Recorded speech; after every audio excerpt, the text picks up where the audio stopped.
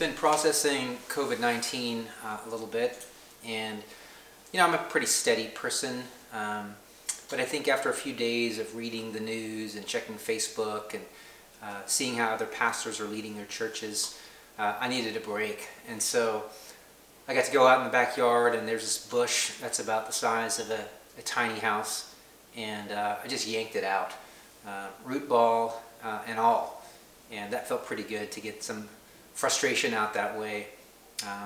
As we launched Doxa Church about 7 weeks ago, this wasn't what I was expecting, and so in many ways I've had to give up control and say, hey, we just have to adapt to the situation we find ourselves in.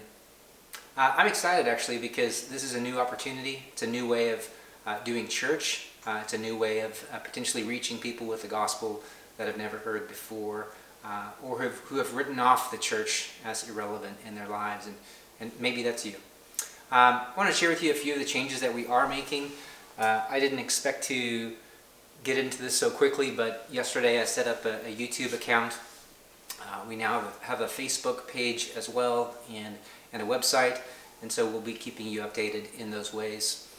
Here's just a few things. On Sunday morning, we're going to be recording a video with testimony, a message, or a short devotional, some prayer time together, and so you'll want to tune in for that.